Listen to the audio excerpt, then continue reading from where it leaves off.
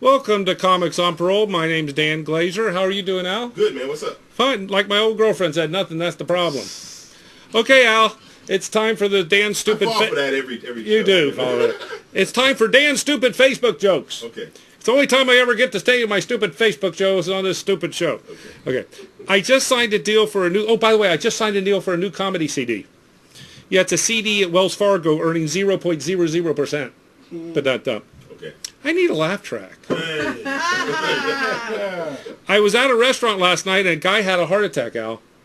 Someone yelled, "Is there a doctor in the house?" There was no answer. Then he yelled, "Is there a couple who likes to play doctor and sexy nurse in the house?" But not dumb. A friend told me his girlfriend broke up with him, so he holds his pillow every night, which makes it feel like her in his arms. I asked him, "Does that pillow have a sister?" Someone laugh, please. I got a million of them. Get up. I submitted a joke to Reader's Digest. They canceled my subscription. Then when I told the joke to my doctor, he canceled my prescription. These are getting worse, aren't they? Yeah. I'll tell you the last one. Okay, you know, Al, I used to be a successful real estate agent. I used to sell 4 houses a day. Wow.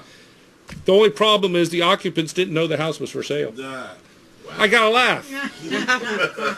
And you know, I lost my iPhone yesterday, and it had a note taped to it. The phone said the note said it belonged to Dan Glazer. Call for big reward. Luckily, my phone was found, but my wife wouldn't give it back. She said the reward wasn't big enough.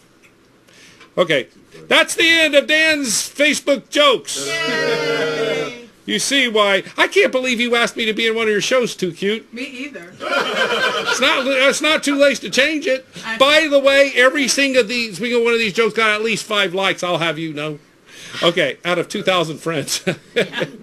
Okay, right now let's welcome to the stage Miss TuKute and her sidekick Martha Fritz, who's on the fence. Woo! Welcome. Hi. What brings you here today? No, I'm just kidding. So we're having the reason you got me in this thing. I want to make sure that you don't. Okay, thank you very much. You're showing off your new do and everything, right? Yes, honey. Yes, honey. Okay. So the reason I had TuKute and Martha Fitz on is because we have a show together, and she's asked me to be a show. The only person who's ever asked me to be a show. She didn't even know it. When is this show we're going to be in? Well, you mean the one I'm getting ready to cancel? Put the poster up. No, it's June the 3rd at Cosmopolitan Live on Delk Road. Okay, and tell us, and who's your host? My host is the fabulous Martha Fritz. And Martha, have you ever hosted before? I have not, but I have a lot of experience on stage, and I'm looking forward to it. Oh, very good. So you have a person who's never hosted before. Mm-hmm. You have a person who's never done more than 10 minutes on stage. So this should be very interesting. Yeah, well, at least they have me as the headliner, so I'll take up the slack. How much time do you have? You've done comedy 5 years, right? No, I've done comedy for 12 years. 12 years. Yeah. I'm sorry. I apologize. Okay. How much time do you have? That night? Legitimate time can you do? 1 hour. Okay, so you'll take up the slack. Yes. Okay, and how much time can you do? About half an hour. God, you have more time than me. And how long have you done comedy? 2.5 years. I've done this 4 years. I don't even have 20 minutes. But hey, that's okay. If you just tell the people to drink a lot of drinks, they'll funnier. The more they drink, the funnier they get. And it's good if you just make it up as you go along. So. Well, hosts can do that. Improv. Okay, so briefly, TuKute? You have some shows after this. It's a wine show. Yes, it's called W3 Wine, Women, and Wit. Okay. I provide the wine. The women will show up, and I will be the witty one. Okay, and it's just you performing? It's just me performing. Okay. Now, this is at the Cosmopolitan. Both shows are at the Cosmopolitan on Delk Yes. Road, which used to be the Spaghetti Warehouse years ago. Yes. And it's a really nice club. And now what's in next for you? Wow, I have a busy month. Uh-huh. June 1st, I'm starting Sketchworks Industrial Acting classes. Uh-huh. I'm actually assisting in the master class. Uh-huh. And that's where you actually create characters, and we're putting on skits at the end of the month. Okay. I'll be on Joel Byers at Funky Monkey. Yes. Okay, I'm going to... Indicator. Indicator on the 22nd. Okay. I'll be at the Laughing Skull Lounge on the 6th. Okay. Very good. On the 6th of June. Okay. So I'm just trying to keep busy. Watch for Martha Fritz. What's your Facebook name? Martha Fritz. And what is your Facebook? Do you have a website? Yes, TuKute, TuKute.net is Very my good. website. Well, thank you, kids. I'll have you on again. You got kind of gypped this show, but we have 2 big stars. It's okay. So I had to kind of give you a short time. We'll have you on. Excuse me, you had 3 big stars? We had 3 big stars. That's Out. No, I'm just kidding. I'm sorry. I apologize.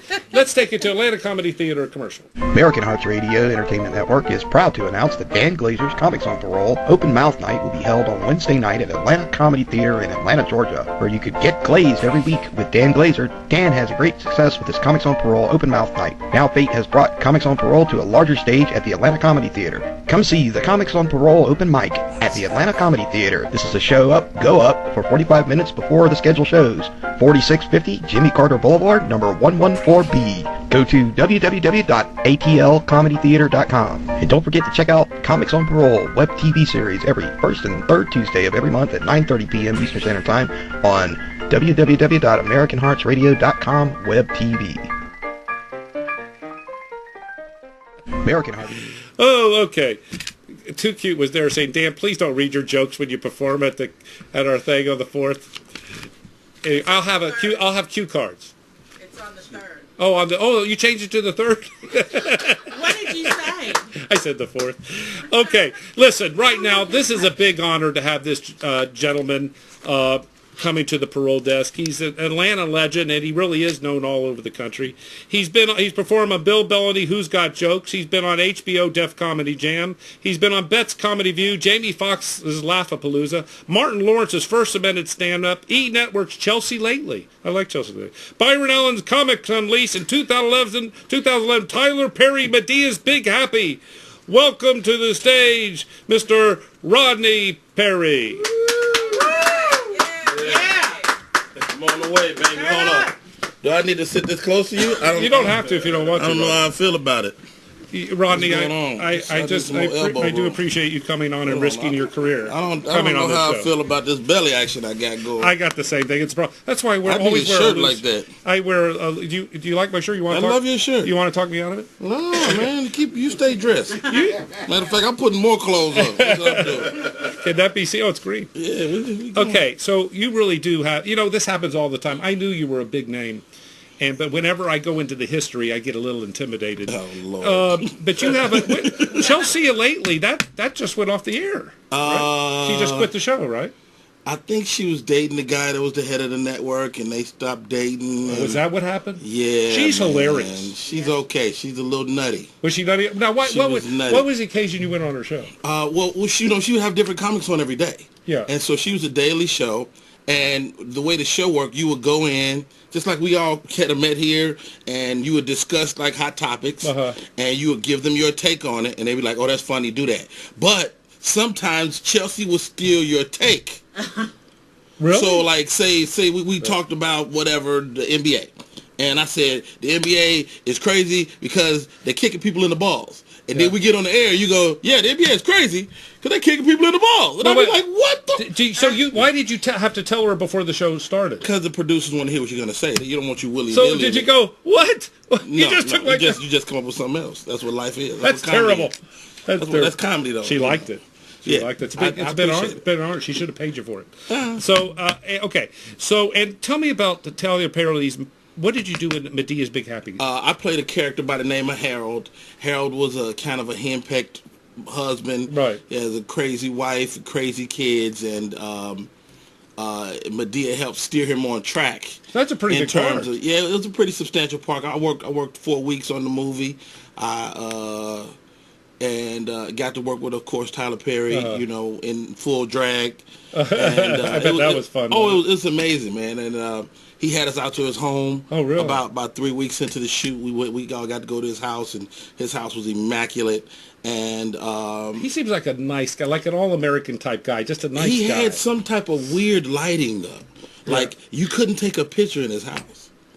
Really? Like, it would like, your phone would black out. Whatever you would do, like, you'd be like, okay, good. And then you were like, no. So you were trying to take pictures? Yeah. That's funny. Indeed. So could your role have been a repeating part of the Medea movies? I mean, those people in that movie could come back. Absolutely. Yes. Yeah. Absolutely. I mean, it was a good movie, and there's some talk of a sequel, you know. But Well, there have been many Medea sequels. Yes and no. I mean, all the Medea movies kind of stand alone. Yeah. They're talking about bringing that particular cast back together, so we'll see. That would be great. I got to go. It would be great for me. You know, anytime you get a check. That's right. That's a good day. I got to go rent that movie now. Yeah. Okay.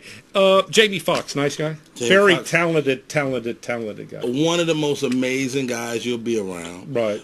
He's a great storyteller. Uh-huh. I mean, he tells the best real life stories. Like, Yeah. you know, he'll have a Dan story, and you'll be like, is that me? That nice? Yeah. You know, and so he's a great guy. I did a thing here called Laugh-A-Palooza, and so they shot it for DVD, and part of the DVD is Jamie Foxx talking about Rodney Perry. Oh, and it was such a great moment. Like, I took that little snippet and used it like several times in my career, because he was like, yo, this guy's got it all. Yeah. He'll come in. He's multi-talented. Yeah, it was just, he's a great guy. Multi-talented. Do you get to know him pretty well? Yeah, because I also appeared on his Sirius satellite show. Oh, you did? So I was one of the characters on his radio show weekly. So I became pretty cool with Mr. Fox. Speaking of radio show, you have a radio show. Indeed. Tell us about your radio show. Rodney Perry Live. Been doing it upwards of 7, maybe 8 years now. I created the show because it was becoming increasingly difficult to, you know, as I was touring, to let people know about my dates. Right. And so I was like, how can I let people know about my dates? Well, you got to create your own show. Right. And so I created Rodney Perry Live. It became its own thing, though. It became a space where, you know, people would call me up and say, can you put my artists on? So I got singers and dancers and sponsors. authors. And sponsors. We're still working on sponsors. Have you ever thought about taking over a show? It's called Comics on Parole. It's an amazing Technicolor. I would love to be on Comics. Well, if you know a guy that knows a guy, see if you can get me in touch. Okay, gotcha. The Comics on Parole folks. Now let's start from the beginning. So you were a cut up in school, right? You were always funny. Yes and no. There were people funnier than me, but what I like to tell people, like, a comedian might not be the funniest guy in the room, but he's fearless. Well, you know, that's funny. Say, you know, Pete Rose. Pete Rose. He's from Cincinnati, and my brother baseball. Pete Rose. Johnny Hustle. Yeah, and my brother's father-in-law knew his coach, and he said Pete Rose was not the best player, but he was the hardest working player. That's all you want. Yeah. I mean, I had a teacher in 2nd grade that would let me tell jokes at the end of the day if I would shut up. That's what it said. At the end of the day. Yeah, man. But the question is, 7 years old. The question is, was there anyone in the classroom when you were able to tell the jokes? Absolutely. It was packed, baby.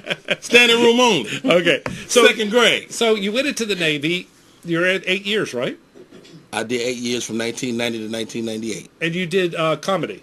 Yes. I was actually a part of a comedy team. Harry Ratchford, Rodney Perry. We were Ratchet Rod. Comedy Explosion. Harry is currently working for Kevin Hart. Oh, wow. Yeah, he's it's crazy because what he does for Kevin, he used to do for me.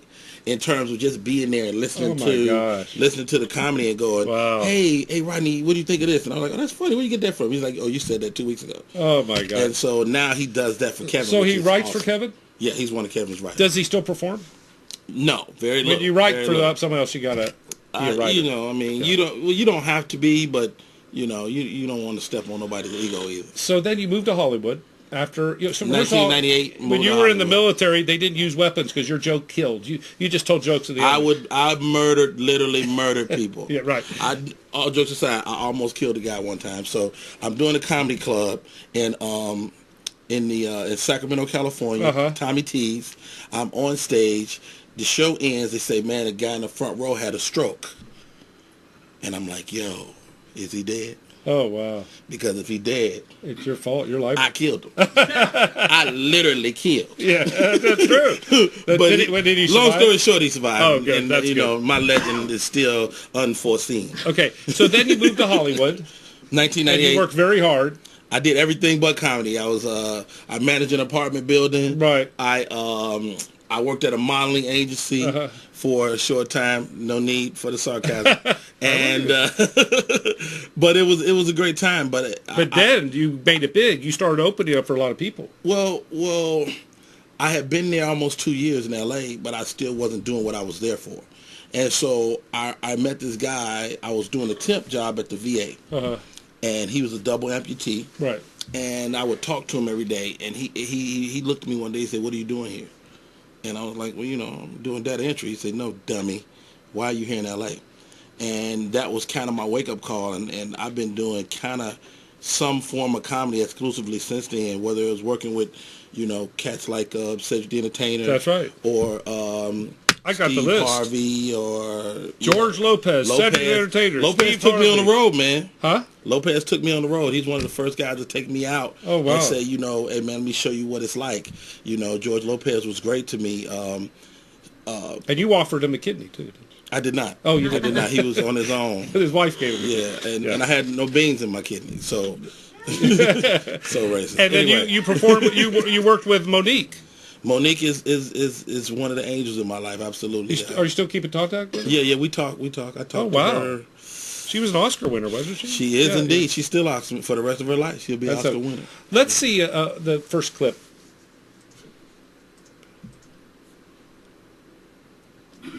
Hey, y'all, let's let the world know that we still love Michael Jackson. Make some noise for Michael Jackson, y'all, the Jackson family. What? I love the Jacksons, man. I love it. You know my only problem is every time a Jackson get in trouble, who they blame? They blame Joe. Every time a Jackson get in trouble, they blame goddamn Joe Jackson. Never fail. Janet titty pop out, that's Joe's fault. Michael's skin translucent, that's Joe's fault. Let me tell you something. What they say? They say Joe Jackson whooped them kids and had to get their heads off. Let me tell you something. Joe Jackson whooped them kids to success. Yeah. Good ass woman whooped help them kids. Them kids is better off. They from Gary, Indiana. Ain't another motherfucker came out of Gary, Indiana. Ass whooping. And you listen to the music, all the good music, you can hear remnants of ass whooping in the music. You can hear remnants, if you listen to it, listen to Michael Jackson, the best shit, the shit you love about Michael came straight from, listen, all the ass whooping.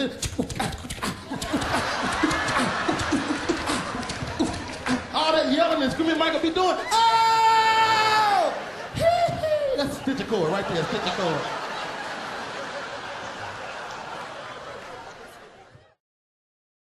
That was a good one. Yeah, man. You know, I remember that vividly because everybody was doing Michael Jackson stuff, and I didn't want to do the typical joke, so I ended up doing a Joe Jackson joke, which I thought was like no one has a Joe Jackson. Nobody has a Joe Jackson joke, and it was it actually that particular bit is kind of an evolution because it originally started off as Joe Jackson had a restaurant. And he would literally whoop people that were dissatisfied at the restaurant. Oh yeah, he was a whooper. My dad was a whooper. I got the belt so many times. Good for you. Thank you. Yes. It hurt.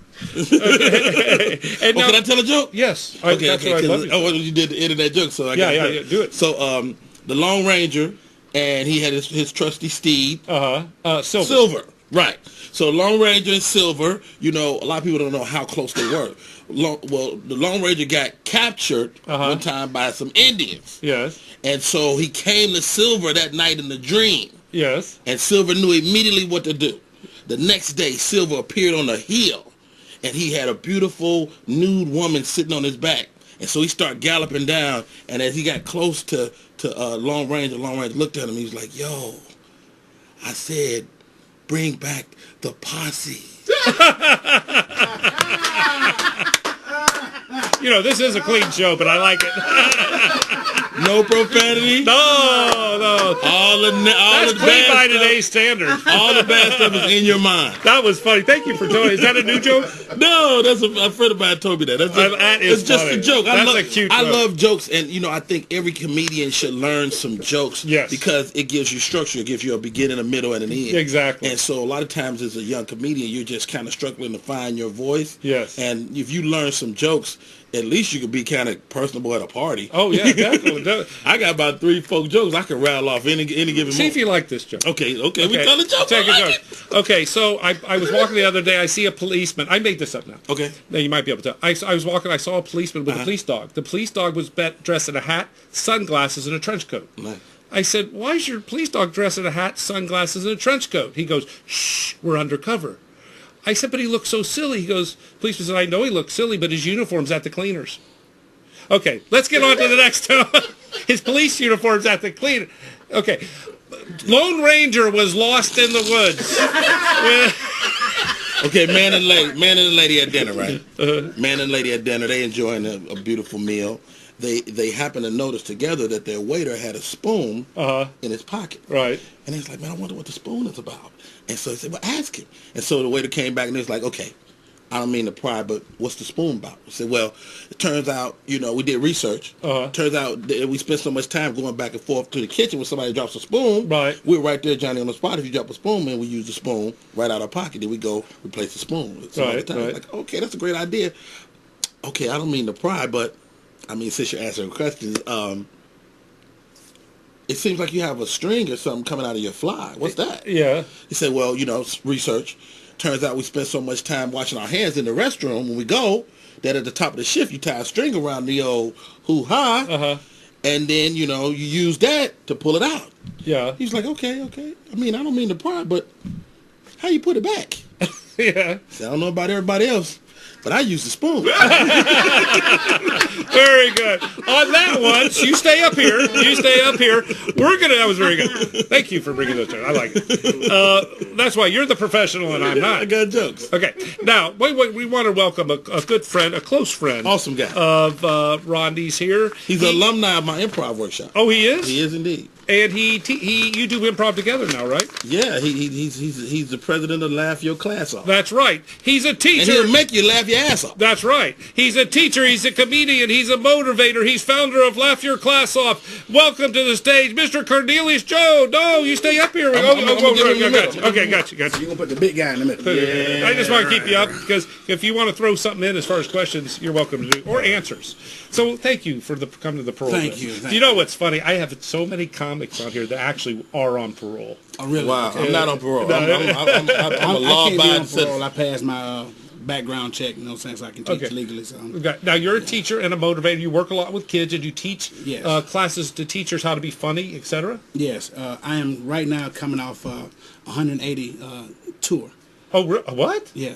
School's out now, so I was on going around to schools. No, I was teaching for 180 days, but no. I thought you were going to 180 locations. No, this one location, 180 days. So when did you start comedy? 4 years ago. Wow. That's it. In front of this Why is here. everyone? I've done 4. Yeah. Why is everyone so much better than me? Oh no, you're great. Confidence is everything. That's true. Yeah. That's what my wife says when we fool around. Confidence is everything. Yeah, okay. Yeah, don't give up. Okay. Anyway, okay. So when did you start the comedy class? I started doing Laugh Your Class Off about a year after I started doing comedy. And tell us exactly what it is. Laugh Your Class Off it's a company that try to motivate teachers, teach them how to relieve stress through laughter. And if there's any teacher watching now, how do they find out about this? LaughYourClassOff.com. They can go to Facebook, Laugh Your Class Off, Twitter, Laugh Your Class Off. Is everything Laugh Your Class Off. Is it several classes or it is a comedy show. We go do anti-bully rallies at schools. We do everything for teachers. To get them to understand, to stay in the profession. Yeah. And to laugh, learn how to laugh, so you can stay. And it's also team building too. Yes. Yeah. They do a lot of great team building, man. I had an opportunity to go to one of the Laugh Your Class Off events, and man, Cornelius has a great thing going here, man. Really dope. Now, how did you two get started together? Well, he wouldn't leave. He was in your improv class. Yeah, he wouldn't leave me alone. Yeah, he wouldn't leave me alone. I kind of hounded. Usually after the class, people stopped talking to me, but he kept going, so here we go. So you were a teacher for how many years? I'm still a teacher. But how many years? 15 years. So, and you saw this comedy thing. I wish my chest hair looked like yours. That looks amazing. I could shave some off and give it to you. That looks amazing. That is so It is beautiful. so awesome. Look how white it is. You could cornroll it. Mine is white too, but it's I didn't know I was so sexy. It's a tight curve. I use Nair. There. That's good. That's good. That's good. So anyway, okay. So you two got started together. So did you see some potential in him? I saw no potential. And Absolutely. I said to myself, this guy should quit. And I actually brought my IEP to him. You know what I'm saying? I was a special ed, so I was in his special department. No, but this is the thing about Cornelius, and I think you said it earlier. He was a harder worker than everybody else. Right. And I remember just going, man, this guy has something else that everybody doesn't have. Right. And then you see now, fast forward 3 years later, he's still grinding, still hustling, creating, and that's what it's all about. And people, this is no joke. This is very hard. This is a very hard thing to do. It's not just hard performing on stage. It takes a big effort to practice your joke. It takes a big effort to write your jokes. I don't practice. You know, comedy joke. You know, I can't sit down and write jokes. Well, I practice 8 hours a day in front of my students. Really? That's right. I try to throw something at them to keep their attention. I do. Nice. Good for you. And if you don't laugh, I will fail you. If you don't laugh at some of this, you're going to laugh at some of this. Give me some. But you guys are so good at writing jokes. I'm not good at. I can't sit down and write a joke. Jokes are like sex to me. They have to come. You got to live it. You're killing it. You're killing it. You're killing it, baby. Jokes coming. It's a little edgy for this show. No, listen. baby. Let's briefly. And they sticky too. Sticky jokes. That's right. I said it. Sticky jokes. Let's watch little Cornelius jokes here. I say after coming out tonight, man. This is a nice venue. Y'all ain't seen the whole venue. You gotta look over here. It's really nice. It's like somebody converted carport over here. See, it's nice. It's nice. It's the first time I grab my carport over here. It's real nice. It's dope. I love it. I love it in here. How many of y'all played that $1.6 billion lottery? I played. I knew I wasn't gonna win though. I knew ahead of time I wasn't gonna win. Because I wasn't gonna do right. I wasn't going to do right. I wasn't going to pay no my tithes. I wasn't going to do nothing. I had already mapped out how I was going to quit my job. I was going to go to my job in a 1973 Dusty Rhodes wrestling outfit. With the knee pads on, dog. With the knee pads on, dog. I was going to have the knee pads on. And I was going to stand on my boss desk with my pubic hair standing out the side of that thing. They're doing this right here. That's why I didn't win. I knew ahead of time I wasn't going to win. Am I the only one that did that? You know, because everybody here, y'all don't plan how you going to quit your job. You're like, I ain't going nowhere. I'm going to say, fuck that place, man. You fuck around like, you're like, shit. I got to go back to work. I got to tap this resignation that I made. Shout out first off when I did all the things and other. Shout out to all the big people. You're so clean cut looking on stage with the sweater. You should have had a pipe and some slippers.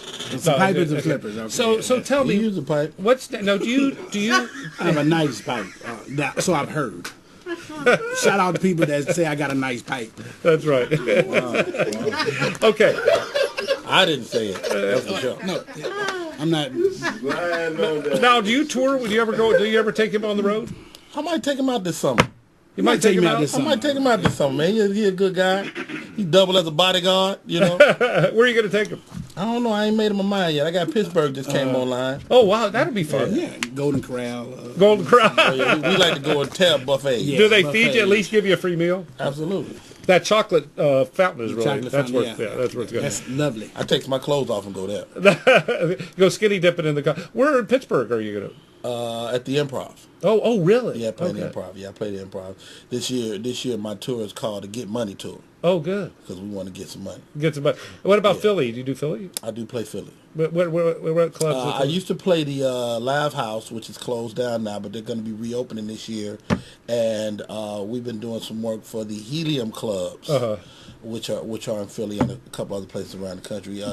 Charlie Goodnights, which is in Raleigh-Durham, is part of their chain. How many days out of the year do you tour? How many? If I'm blessed, if I'm doing really good, I do 30.